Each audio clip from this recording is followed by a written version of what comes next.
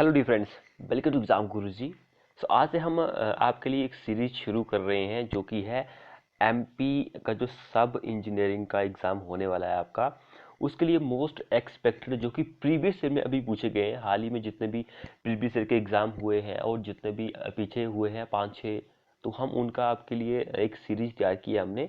तो expected question जो है उनको ही डिस्कस करेंगे। तो ये हमारा फर्स्ट पार्ट है। तो जिसने चैनल को सब्सक्राइब नहीं किया वो कर लीजिए और साथ में बेल आइकन को प्रेस भी कर लीजिए। तो देखिए, सबसे पहले हमारे पास जो फर्स्ट क्वेश्चन पूछा गया कि modular ratio in working stress method जो होता है उसमें मॉडुलर रेशियो जो होता है वो क्या होता है। ये मॉडुलर रेशियो बहुत ही इंपॉर्टेंट है, काम की चीज़ है, क्योंकि इसको लेकर एग्जाम में जो है बहुत बार क्वेश्चन पूछे गए हैं। तो मॉडुलर रेशियो जो होता है इसका एक फॉर्मूला होता है, इसको आप एम से डिनोट करते हैं। फॉर्मूला जो होता है 280/3 सिग्मा सीबीसी। ये मॉडुलर रेशियो जो होता है ये सिग्मा सीबीसी पे डिपेंड करता है। एंड ये सिग्मा सीबीसी जो होता है ये कंक्रीट का जो ग्रेड होता है उस पर डिपेंड करता है। ये सारी चीज़ें आप याद रखिए मॉडुलर रेशियो को। वैसे ये कॉमन चीज़ें हैं, सभी को पता होती है, लेकिन फिर भी आपको बताना ज़रूरी होता है, क्योंकि मेरे चैनल पर कुछ ऐसे स्टूडेंट भी हैं जिनको बेसिक चीज़ें भी नहीं पता है, तो वो कमेंट करते रहते हैं कि सर बेसिक चीज़ें भी आप डिस्कस करिए, क्योंकि हमें उसके बारे में पता नहीं है। तो बेसिक चीज़ें मैंने आपको सारी बता दी है कि भाई मॉडुलर रेशियो जो होता है उसका फॉर्मूला ये होता है, ये सिग्मा सीबीसी पे डिपेंड करता है मॉडुलर रेशियो जो होता है। एंड सिग्मा सीबीसी जो होता है वो ग्रेड ऑफ कंक्रीट पे डिपेंड करता है। ये पॉइंट आप याद कर लीजिए। उसके बाद मॉडुलर रेशियो जो होता है वर्किंग स्ट्रेस मेथड के लिए वो होता है हमारे पास modular ratio modulus of elasticity of steel, यानी कि मॉडुलर जो होता है एम जो होता है वर्किंग स्ट्रेस मेथड के लिए वो होता है ई एस ओवर ई सी, यानी कि modular ratio of steel and modulus of elasticity of concrete. इन दोनों का जो रेशियो होता है उसको आप modular ratio in working stress method बोल सकते हैं। सो ऑप्शन सी हमारा इस क्वेश्चन के लिए आंसर बन जाएगा। यहाँ पर दो चीज़ें मैं आपको और भी बता दूं कि भाई जो ई सी होता ई एस होता है, यानी कि मॉडुलस ऑफ इलास्टिसिटी जो होता है स्टील का वो कितना होता है। तो स्टील की अगर आप बात करेंगे तो 2 × 10⁵ न्यूटन पर एम स्क्वेयर ये जो होता है स्टील का होता है। एंड एक चीज़ जो कंक्रीट के लिए होती है ईसी, ये तो कॉमन चीज़ है, सभी को पता है कि भाई 5000√fck होता है न्यूटन पर एम स्क्वेयर। दोनों की वैल्यू न्यूटन पर एम स्क्वेयर में ही आएगी।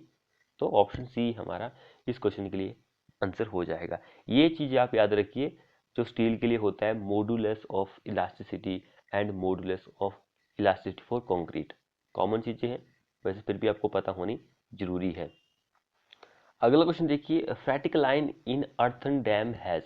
ये फ्रैटिक लाइन के बारे में भी हम बहुत बार डिस्कस कर चुके हैं, क्योंकि हमने आपके लिए जो सब्जेक्ट वाइज की सीरीज चलाई हुई थी वो ऑलमोस्ट सारी कंप्लीट हो चुकी है। तो अगर आपने वो वीडियो नहीं देखी, क्योंकि वो प्रैक्टिस के लिए हमने सीरीज तैयार की थी आप सभी के लिए। सब्जेक्ट वाइज आपको पता है कि थोड़ा बहुत होना ही चाहिए। आपको अगर एग्ज़ाम देने जाना है तो आपके पास होना चाहिए कि भाई आपके पास 5-6 घंटे ही बचे। तो हमने इसलिए आपको वहाँ पर फटाफट से 500-600-800 क्वेश्चन जो है वो एक ही वीडियो में कंप्लीट करके दिए 6-7 घंटे में। कई वीडियो ऐसी जो कि 3-4 घंटे की भी है, तो आप रिवीजन के लिए उन वीडियो को देख सकते हैं। तो देखिए, फैटिक लाइन जो होती है आर्थन डैम में वो जो होती है वो उसमें क्या होता है कि एटमॉस्फेरिक प्रेशर जो होता है वो ऊपर होता है, उस पर होता है, यानी कि एटमॉस्फेरिक प्रेशर ऑन इट ऊपर होता है। तो ऑप्शन डी हमारा इस क्वेश्चन के लिए आंसर बन जाएगा। जिसने भाई चैनल को सब्सक्राइब नहीं किया वो कर लीजिए, साथ में बेल आइकन को प्रेस भी कर लीजिए।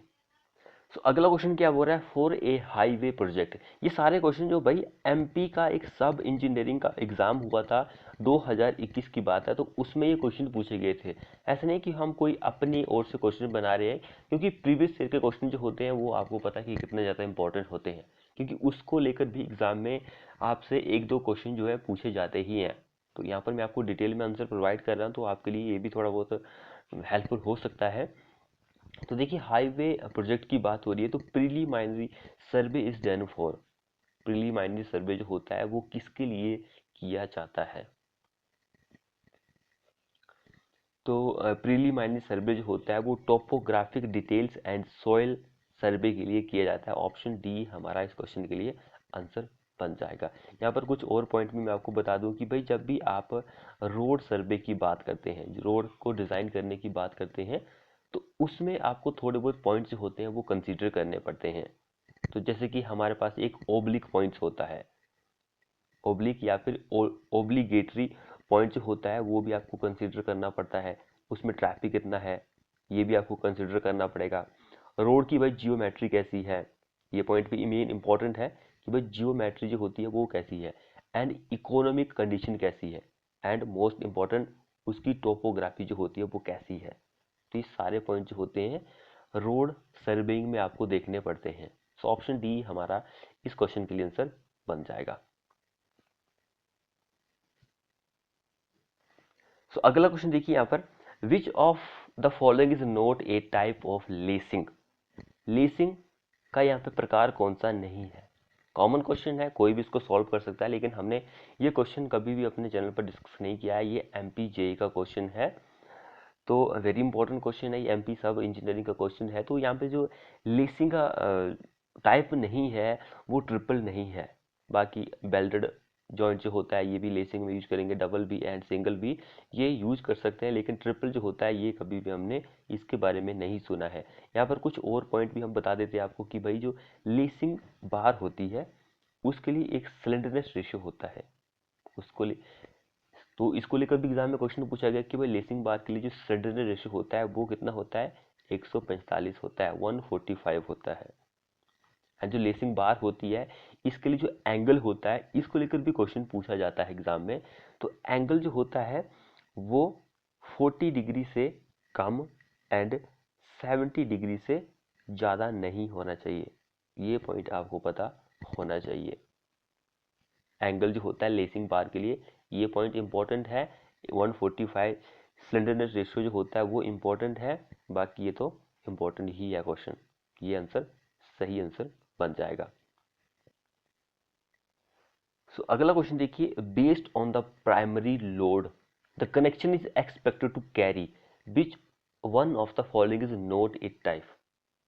भाई हमारे पास कोई भी एक स्ट्रक्चर है मान के चलो, तो वो कौन सा एक स्ट्रक्चर है मान के चलो कि उस पर क्या लग रहा है, लोड लग रहा है। तो वो इनमें हमसे ये पूछा गया कि भाई वो कौन सा यहाँ पर ऑप्शन नहीं है जो लोड को सबसे पहले कैरी नहीं करता है। वेरी इंपॉर्टेंट क्वेश्चन है ये, एग्जाम के पॉइंट है वो से। तो जो सबसे पहले जो एक ऐसा जोड़ जो जॉइंट जो होता है जो लोड को कैरी करता है वो शेयर होता है, फ्लेक्चर होता है, मूवमेंट होता है, and next one is semi rigid. ये जो होते हैं ये लोड को कैरी कर सकते हैं, लेकिन एक्सिल जो सॉरी फ्लेक्चर जो होता है ये नहीं होता है भाई। एक्सिल कर सकता है, फ्लेक्चर जो होता है ये नहीं करता है। ऑप्शन बी हमारा इस क्वेश्चन के लिए आंसर हो जाएगा। Shear, movement, axial, semi rigid ये लोड को कैरी कर सकते हैं, बट ये फ्लेक्सर जो होता है ये लोड को कैरी नहीं करता है, इसलिए ऑप्शन बी हमारा इस क्वेश्चन के लिए आंसर बन जाएगा। सो अगला क्वेश्चन क्या बोल रहा है, for a fluid flowing through a pipe. कोई भी लिक्विड है, पानी है, तो वो फ्लो हो रहा है पाइप के through. The quantity of fluid पर सेकेंड, क्वांटिटी ऑफ फ्लूइड पर सेकेंड में एट ऑल क्रॉस सेक्शन जो है पाइप का जितना भी क्रॉस सेक्शन होता है वो कांस्टेंट है भाई। फ्लूइड की जो क्वांटिटी है पर सेकेंड में जो क्वांटिटी है फ्लूइड की वो उसके पाइप के क्रॉस सेक्शन में वो कांस्टेंट है। तो दिस कंडीशन जो होती है वो डेविएशन ऑफ किस इक्वेशन पर बेस्ड होती है, ये जो इक्वेशन है। वेरी इंपॉर्टेंट क्वेश्चन है ये एग्जाम के पॉइंट ऑफ व्यू से। यहाँ पर कई स्टूडेंट ऐसे होंगे जो कि इस क्वेश्चन पर आंसर इसको लगाएंगे, आइलर इक्वेशन। तो भाई आइलर इक्वेशन इसका आंसर नहीं होता है, क्योंकि आइलर इक्वेशन जो होती है ये बेस्ड होती है मोमेंटम कंजर्वेशन जो होता है, मोमेंटम कंजर्वेशन जो होता है उस पर ये बेस्ड होती है। लेकिन इस क्वेश्चन के लिए जो आंसर रहेगा वो ऑप्शन नंबर कॉन्टिन्यूटी इक्वेशन रहेगा। कॉन्टिन्यूटी इक्वेशन इस क्वेश्चन का आंसर रहेगा। कॉन्टिन्यूटी इक्वेशन जो होती है ये होती है a1 v1 is equal to a2 v2, इसके बराबर होती है ये भी आप याद रखिए, क्योंकि इसको लेकर भी एक बार एसएससी जेईई में क्वेश्चन पूछा गया था कि भाई जो कॉन्टिन्यूटी इक्वेशन है उसका समीकरण का जो फॉर्मूला है वो क्या है। तो a1 v1 is equal to a2 v2, तो ये इंपॉर्टेंट है एग्जाम के पॉइंट ऑफ व्यू से। अब ये क्वेश्चन जो है वेरी इंपॉर्टेंट है भाई ये, क्योंकि ये क्वेश्चन हम कई बार अपने चैनल पर डिस्कस कर चुके हैं। वैसे इस क्वेश्चन को तो नहीं, लेकिन इसके साथ वाला ही कोई क्वेश्चन था उसको डिस्कस कर चुके हैं, लेकिन ये क्वेश्चन इंपॉर्टेंट है, ये सारे ही आपको आने चाहिए। तो देखिए, the second 20 years road plan is also called, second 20 year का जो प्लान था उसका एक और नाम है, वो हमें बताना है। Lucknow plan, Kanpur plan, Mumbai plan, Nagpur plan, क्या प्लान उसका नाम है। भारत सरकार ने 3 प्लान लॉन्च किए थे 20 ईयर्स के, तो ये रोड पर बेस्ड थे। तो जो फर्स्ट 20 ईयर का प्लान था वो हमने बता चुके हैं आपको कि भाई वो किस पर बेस्ड था, वो नागपुर प्लान उसका नाम था। उसका जो समय था वो 1943 से लेकर 63 तक था, लेकिन ये 1961 में ही पूरा हो गया था। ये अलग चीज़ है कि भाई 1963 था उसका पूरा कार्यकाल था 20 साल का, लेकिन वो 61 में ही पूरा हो गया था, ये अलग चीज़ है। एंड जो सेकंड 20 ईयर का प्लान था, तो वो था, उसका दूसरा नाम बॉम्बे प्लान, बॉम्बे प्लान था उसका दूसरा नाम। इसका जो कार्यकाल था 1961 से लेकर 1981 था, ये पॉइंट इंपॉर्टेंट है। एंड लास्ट वन जो था थर्ड 20 ईयर प्लान, तो उसका नाम था लखनऊ प्लान। तो इसका जो कार्यकाल था 81 से लेकर 2001 था उसका कार्यकाल। तो ये सारी चीज़ें आपको पता होनी जरूरी है। उसके बाद अटल बिहारी वाजपेयी का कार्यकाल रहा था, क्योंकि वो ही थे 1999 से 2004 तक उनकी ही सरकार थी। उसके बाद कोई भी 20 ईयर का प्लान नहीं आया है, तो ये अलग चीज़ है। तो ये 3 ही 20 ईयर के प्लान थे, तो इसको आप याद कर लीजिए। ये इंपॉर्टेंट चीज़ है कि भाई लखनऊ कौन सा है, बॉम्बे कौन सा था, नागपुर कौन सा था। तो अगला क्वेश्चन हम यहाँ पे देखते हैं। क्वेश्चन क्या बोल रहा है, which among the following is not A the method of exploration. एक सोइल का चैप्टर है एक्सप्लोरेशन, हमारा वो सोइल में चैप्टर छूट गया था, क्योंकि उतना इम्पोर्टेंट तो नहीं है, लेकिन भाई सब इंजीनियरिंग के लिए तो इम्पोर्टेंट है ये। तो चलो हम उसके लिए आपके कुछ ना कुछ पॉइंट्स जो है वो लेके आएंगे। भाई note the method of exploration, इन चारों में से एक्सप्लोरेशन के मेथड कौन से नहीं है। वेरी इंपॉर्टेंट क्वेश्चन है ये। अब बात आती है कि भाई एक्सप्लोरेशन होता क्या है। तो एक्सप्लोरेशन जो है बहुत ही इंपॉर्टेंट चीज़ है। इसकी अगर आप डेफिनेशन की बात करें तो इससे आप डिटरमाइन करते हैं, इन्वेस्टिगेट करते हैं। एक चीज़ है कि भाई हमारा जो सोइल है वो किस तरह का है, उसकी वेयरिंग कैपेसिटी जो होती है वो कैसी होती है, एंड हमारी जो रॉक है वो किस प्रकार की है। ये सारी कुछ चीज़ें हम एक्सप्लोरेशन में देखते हैं। इंजीनियरिंग प्रॉपर्टीज है उसके बारे में पता करते हैं कि भाई हमारी जो सोइल है वो फाउंडेशन के लिए सूटेबल है या फिर नहीं है। ये सारी कुछ चीज़ें हम एक्सप्लोरेशन में डिस्कस करते हैं। वेरी इंपॉर्टेंट क्वेश्चन है ये। तो एक्सप्लोरेशन का जो मेथड जो नहीं होता है वो पेनिट्रेशन टेस्ट नहीं होता है, क्योंकि सभी को पता है कि पेनिट्रेशन टेस्ट होता है वो हाईवे में यूज किया जाता है एंड सॉइल में भी यूज किया जाता है। तो हाईवे में तो आप इसके ग्रेड्स फाइंड आउट करते हैं, जब बिचुमन की बात आती है तो उसमें ग्रेड को फाइंड आउट करता है ये। सो ये 3 जो मेथड दिए गए हैं, वैसे 4 मेथड होते हैं लेकिन यहाँ पर 3 ही मेथड दिए गए हैं, तो हमारा आंसर यही बन जाएगा कि भाई 3 होते हैं। चौथा भी आप लिख सकते हैं। वैसे वैसे इंपॉर्टेंट ये तीनों ही मेथड है, क्योंकि इसको ही हम काम पर लेके आते हैं। अगला क्वेश्चन देखिए, all excavation in area having depth more than centimeter pit and trenches shall be measured in। So very important question है। जब भी आप एक्सकावेशन की बात करते हैं तो जब भी आपकी जो गहराई होती है, डेप्थ जो होती है वो 30 सेंटीमीटर से कम होती है, तो उस एक्सकावेशन को आप सरफेस एक्सकावेशन बोलते हैं। ये पॉइंट आप लिख लीजिए। अगर आपकी गहराई जो है 30 सेंटीमीटर से कम है तो उस एक्सकावेशन को आप सरफेस एक्सकावेशन बोलेंगे। ये पॉइंट भी इंपॉर्टेंट है। अब यहाँ पे बात आती है कि भाई क्वेश्चन थोड़ा हमने जो है चेंज कर दिया है, यहाँ पर उतना इम्पोर्टेंट नहीं बन पाया क्वेश्चन जो है। तो प्रीवियस ईयर में तो ऐसा पूछा गया था कि यहाँ पे बीच में डैश था, centimetre more than dash centimetre, more than dash था फिर सेंटीमीटर था। तो कुछ क्वेश्चन इस तरह का था, यहाँ पे कुछ और भी था, शायद स्क्वायर मीटर या फिर क्यूबिक मीटर, वो अलग चीज़ है। तो वेरी इंपॉर्टेंट क्वेश्चन है। तो ये मैंने आपको पॉइंट जो बताया 30 सेंटीमीटर से कम है तो उसको सरफेस एक्सकवेशन बोलते हैं। तो भाई अगर आपकी जो डेप्थ होती है वो 30 सेंटीमीटर से ज़्यादा होती है तो उसको आप क्या बोलते हैं, शुद्ध मेजरमेंट ली जाती है। अगर हमारी जो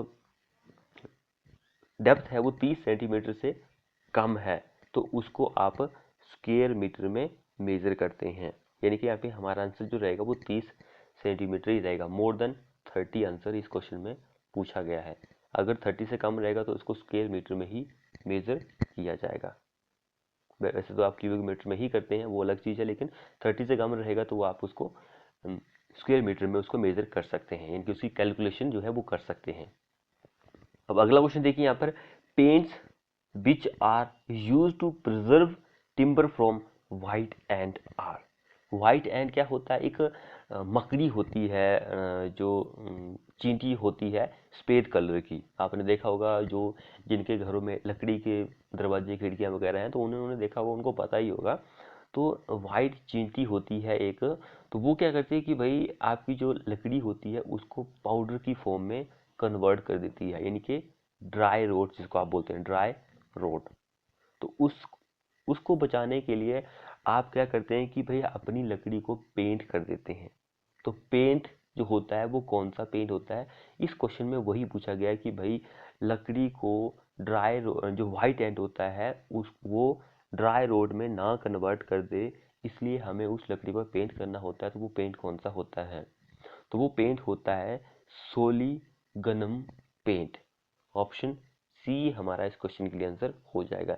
ये पेंट जो होता है रेड, ग्रीन, येलो एंड जो ब्राउन कलर होता है, इन कलर में अवेलेबल होता है। इसको लेकर भी एग्जाम में क्वेश्चन बन सकता है, तो इसको भी आप देख लीजिएगा।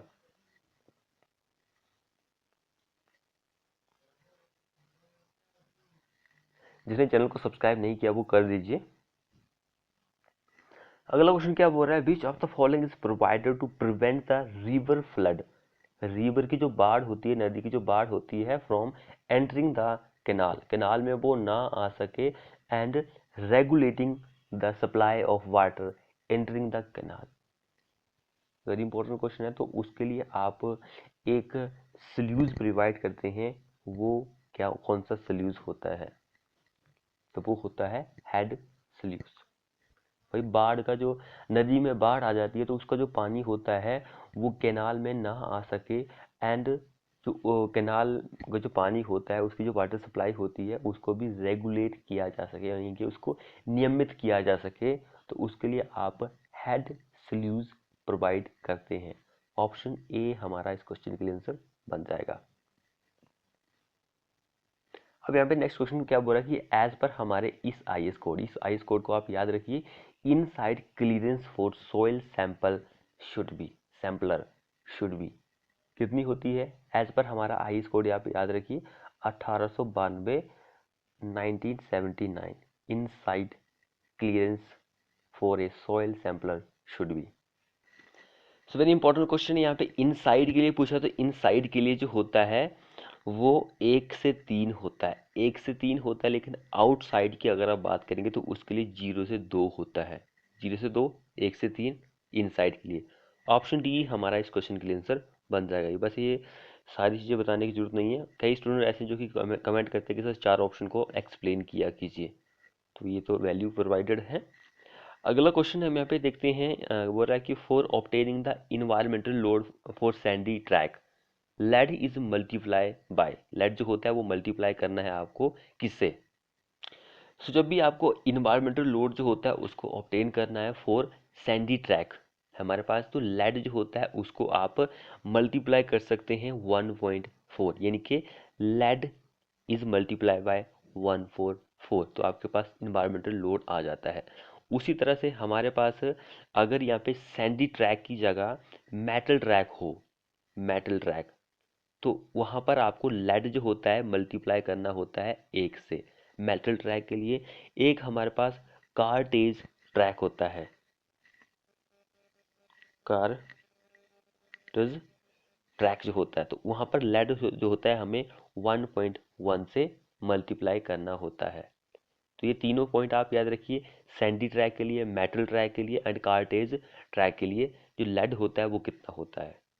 तो वेरी इंपॉर्टेंट क्वेश्चन है, ऑप्शन डी हमारा इस क्वेश्चन के लिए आंसर बन जाएगा। ये 4 ऑप्शन मैंने आपको यहाँ पे एक्सप्लेन कर दिए हैं। अगला क्वेश्चन देखिए यहाँ पे, पेविंग ब्रिक्स, पेवर जो ब्रिक होती है are prepared from bricks containing higher percentage of, जो पेवर की जो ब्रिक होती है उसको आप प्रिपेयर करते हैं from containing higher percentage of, इन चारों में से किसका सबसे ज़्यादा परसेंटेज आपको देखने को मिलता है इसमें।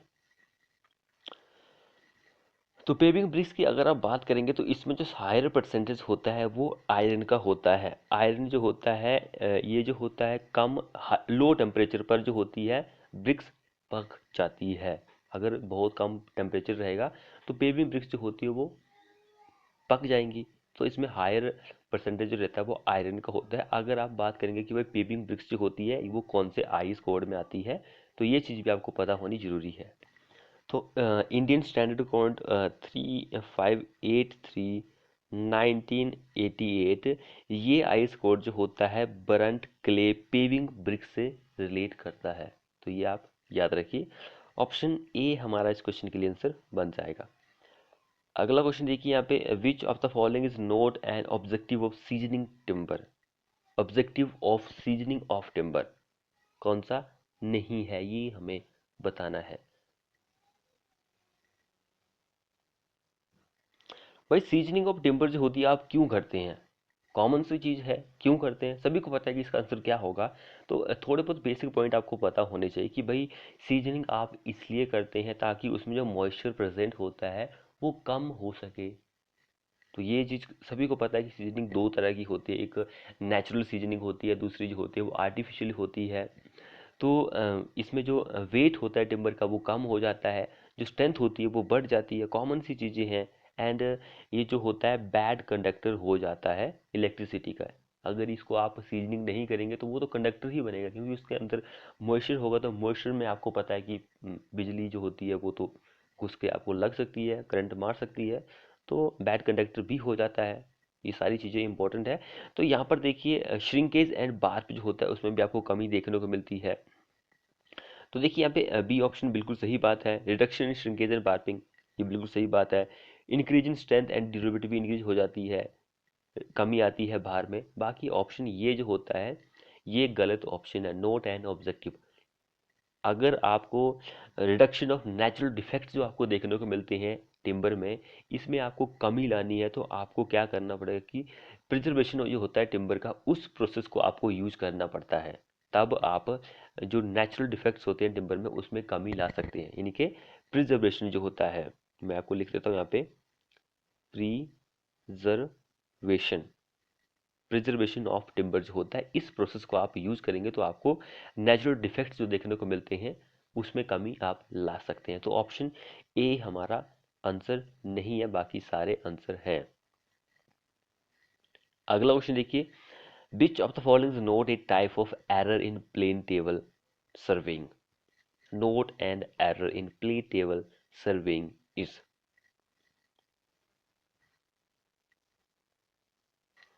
तो भाई जब भी आप प्लेन टेबल की बात करते हैं तो इसमें जो मोस्ट कॉमन जो 3 एरर होते हैं उनके बारे में आपको पता होना चाहिए, क्योंकि इसमें 3 ही एरर होते हैं। एक एरर होता है एरर ड्यू टू प्लॉटिंग, ये एरर आपको देखने को मिलता है। Error due to manipulation and sighting, यानी कि हेर फेर आप कर सकते हैं इनके, देखने में आपसे थोड़ी बहुत गलती हो गई। इंस्ट्रूमेंटल एरर, ये 3 एरर जो होते हैं वो प्लेन टेबल सर्वे में आपको देखने को मिलते हैं, बाकी स्केल एरर आपको देखने को नहीं मिलता है।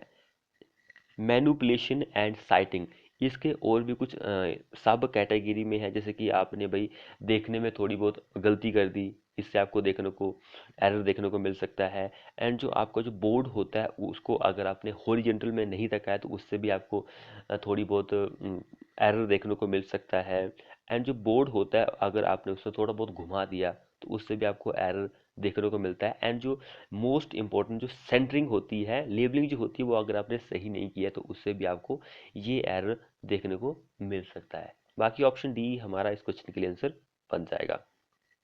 कॉमन सी चीज़ें हैं, आप इसको अपने दिमाग से सोचकर भी क्वेश्चन को सॉल्व कर सकते हैं। अगला क्वेश्चन देखिए, dash method is generally used for multi storey building के लिए। मल्टी स्टोरी की बिल्डिंग जो होती है उसके लिए इन 4 मेथड में से कौन सा मेथड यूज किया जाता है मल्टी स्टोरीज के लिए?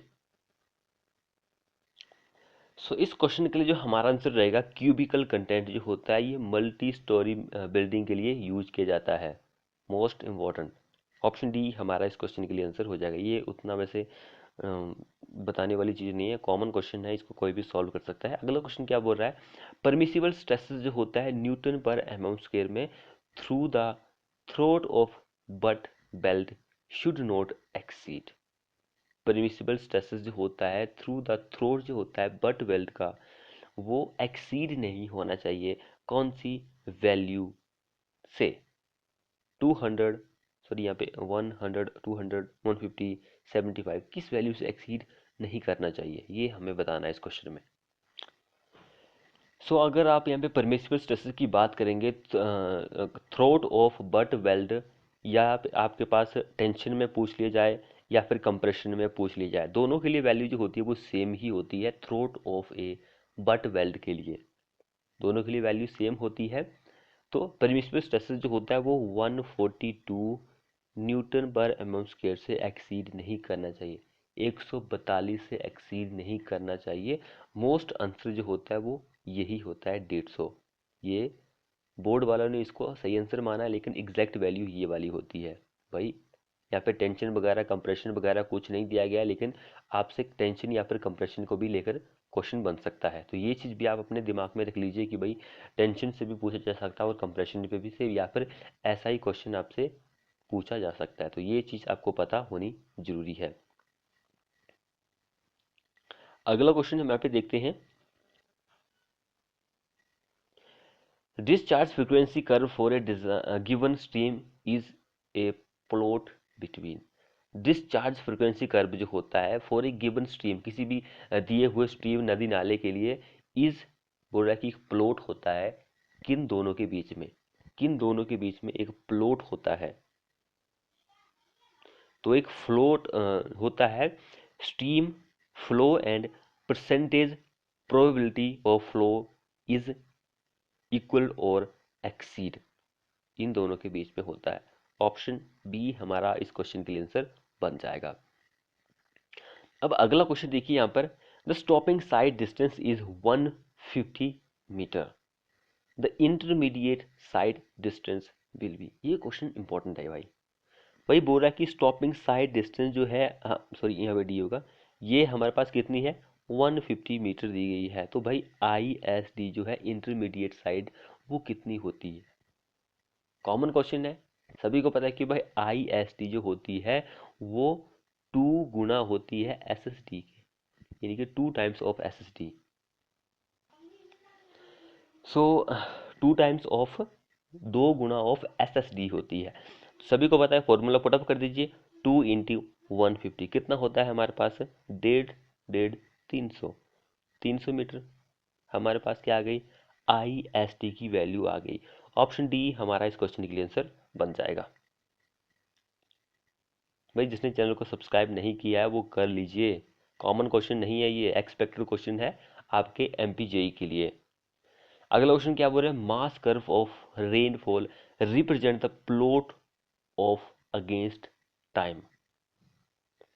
मास कर्व जो होता है रेनफॉल का, वो रिप्रेजेंट करता है plot of dash against time, dash against time का। तो वो होता है एक्यूमुलेटेड प्रिसिपिटेशन का।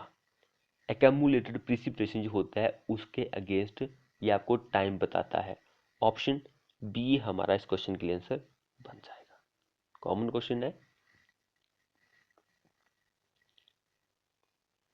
अब ये क्वेश्चन क्या बोल रहा है, the British toilet association recommends the following ratio of provision in building: number of male cubicle plus number of male urinal x times dash is equal to required number of female cubicle। तो इसके लिए answer option number 2 हो जाएगा, ए answer होता है। British toilet association जो recommend किया गया कि जो फॉलोइंग रेशियो होता है, provision in building number of male cubicle जो होते हैं plus number of male urinal जो होते हैं वो गुणा 2 होते हैं, is equal to required number of female cubicle. Option A हमारा इस क्वेश्चन के लिए आंसर बन जाएगा। अब अगला क्वेश्चन देखिए, तो प्लंजर बेट इन बिकार्ड्स अपरेटस। सभी को पता है कि बिकार्ड्स अपरेटस जो होता है वो हमारे सीमेंट के लिए यूज होता है। कंसिस्टेंसी जो होती है उसको फाइंड आउट करता है, एंड जो initial setting time and final setting time जो होती है उसको भी ये फाइंड आउट कर सकता है। लेकिन इसके लिए जो नीडल होती है, स्क्वायर नीडल, उसका यूज करेंगे आप, तब जाकर आप इनिशियल सेटिंग टाइम को फाइंड आउट कर सकते हैं, एंड जो फाइनल सेटिंग टाइम होता है उसके लिए आपको एक कॉलर भी यूज करना पड़ता है। तो देखिए, प्लंजर जो होता है उसका वेट यहाँ पे पूछा गया कि बिकार्ड्स अपरेटस में आप प्लंजर यूज करते हैं उसका कितना भार होता है। वेरी इंपॉर्टेंट क्वेश्चन है ये। तो भार की अगर आप बात करेंगे तो वो भार जो होता है वो 300 ग्राम का होता है। 300 ग्राम का भार जो होता है वो आप यूज कर सकते हैं। कॉमन क्वेश्चन है, याद कर लीजिए। कॉमन क्वेश्चन तो नहीं, यहाँ पे देखिए क्वेश्चन हमने बहुत ही कम लिए थे। अगर आपको ज़्यादा एक्सप्लेन करेंगे तो क्वेश्चन वीडियो जो है बहुत ही लेंथी बन जाती है। तो कई स्टूडेंट ऐसे हैं जो कि कमेंट करते हैं कि सर वीडियो जो है बहुत ही शॉर्ट बनाइए, नंबर ऑफ क्वेश्चन ज़्यादा लीजिए, वीडियो कम। तो भाई आपको क्वेश्चन भी पढ़ के बताना पड़ता है, तो इस तरह से क्वेश्चन एक्सप्लेन करेंगे तो टाइम बहुत ही ज़्यादा हो जाएगा, तो क्वेश्चन कम होंगे फिर वीडियो में। अगला क्वेश्चन क्या हुआ है, density of aluminium compare to steel is. जब आप इन दोनों की डेंसिटी सबसे पहले आपको पता होनी चाहिए, उसके बाद आप कंपैरिजन कर सकते हैं। तो बोल रहा है कि भाई डेंसिटी ऑफ एल्यूमिनियम की पूछा गया कि एल्यूमिनियम की कितनी होती है जब आप उसको स्टील से कंपेयर करेंगे। डबल होती है एल्यूमिनियम की, या फिर 1/3 होती है, या फिर 1/4 होती है, या फिर हाफ होती है, कितनी होती है। अब ये तो आपको कंपेयर तब कर पाएंगे जब आपको इनकी डेंसिटी के बारे में पता होगा। स्टील की डेंसिटी की अगर आप बात करेंगे तो 7.85 ग्राम पर सेंटीमीटर क्यूब होती है।